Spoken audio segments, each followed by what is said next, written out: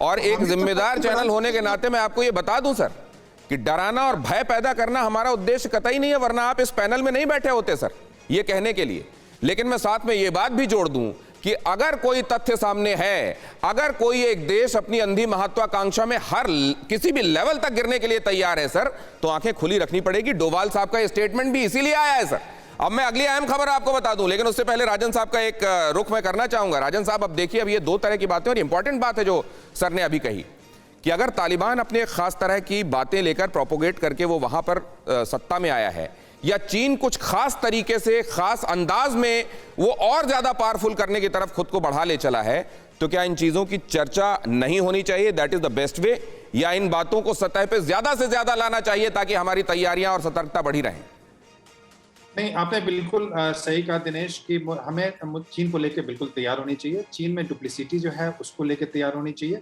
और एक जो प्रोपेगेंडा की हम बात कर रहे हैं कि चूंकि जो कम्युनिस्ट मशीनरी होती है उसमें प्रोपेगेंडा बहुत ही स्ट्रांग होता है उनका, और उस प्रोपेगेंडा में शी जिनपिंग काफी आगे हैं। लेकिन अभी चीन में देखें कि G20 की जो मीटिंग हो रही है उसमें बता दो कि शी जिनपिंग फिजिकली प्रेजेंट नहीं है और पुतिन भी नहीं है, वो वर्चुअल समिट कर रहे हैं। तो क्या इशारा करता है? इशारा यह करता है कि चीन के आंतरिक मामले में भी वहां पे दिखते हैं। शी जिनपिंग का फोकस अभी अंदर की ओर है, मतलब डोमेस्टिक इश्यूज को लेकर है। अभी कुछ दिन पहले लैंड बाउंड्री एक्ट भी पास किया, वो किसको मैसेज देना चाह रहे हैं? और मैं ये भी सोचता हूं सर कि हमको वैसे ऑफ गार्ड नहीं पकड़े जाना चाहिए जैसे हम 62 में पकड़े गए थे। तब तो हमको यह भी नहीं मालूम था कि कहां से हाईवे निकाल लिया गया है और कहां से एक्चुअली हमारे ऊपर आक्रमण होने वाला है। क्या वो शुतुरमुर्गी रवैया ठीक रहेगा, या खतरों की तरफ आंख में आंख डालकर बात करनी होगी, खुद को जगाना होगा, बाकियों को भी बताना होगा? सुशांत सरीन साहब। नहीं, मेरे ख्याल जो आपके पड़ोसी मुल्क में जो आपका दुश्मन मुल्क है उसमें क्या चीजें नई विकसित हो रही हैं, इसके ऊपर नजर रखना तो बिल्कुल लाजमी है। आपके बॉर्डर्स पे क्या हो रहा है ये बिल्कुल जरूरी है, नहीं तो जैसे आपने अर्ज किया कि 1962 में जो हुआ वो दोबारा से होगा। उसके और भी बहुत सारे उदाहरण दे सकते हैं। लेकिन एम्बेसडर साहब की बात ठीक है कि जो कुछ वहां पर हो रहा है उससे हमारे को भयभीत होने की जरूरत नहीं है। भय किसको है सर? कोड भी निकाला भय किसको है? लेकिन जो किसी भी स्तर तक नीचे गिरने के लिए तैयार है उसके खिलाफ हमारी तैयारी क्या है? मैं जरा इस बात को त्रिपाठी साहब से भी समझना चाहूंगा सर कि इन खबरों का जिक्र भय पैदा करता है या सतर्क करता है, और इन खबरों का जिक्र होना चाहिए कि नहीं होना चाहिए? दिनेश जी, दो चीजें कहना चाहता हूं। ये साइकोलॉजिकल वॉरफेयर अगेन, ये सदियों पुरानी है, जो होती रही है, हर एक वार में इस्तेमाल हुई है और चीन और बाकी देश भी करते रहे हैं। लेकिन ये जरूरी है वो क्या हैं।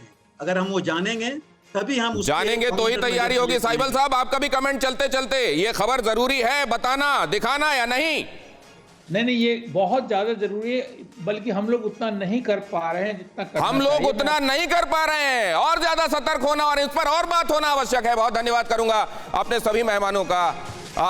ये जो तमाम खतरे हैं, और खास तौर से खतरे उस मुल्क की तरफ से जो पूरी इंसानियत के लिए खतरा है, उससे आखिर कब तक आंखें मूंदे रह सकती है दुनिया।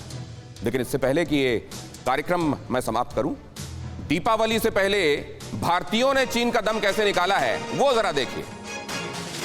दीपावली से पहले भारतीयों ने निकाला चीन का दिवाला। चीनी सामानों के बहिष्कार से करीब 50,000 करोड़ का नुकसान। चीन पर confederation of all India traders की रिपोर्ट। राखी गणेश चतुर्थी पर चीन को करीब 5500 करोड़ का नुकसान। अड़ी सोमवार से शुक्रवार शाम 6 बजे सिर्फ TV9 भारतवर्ष पर।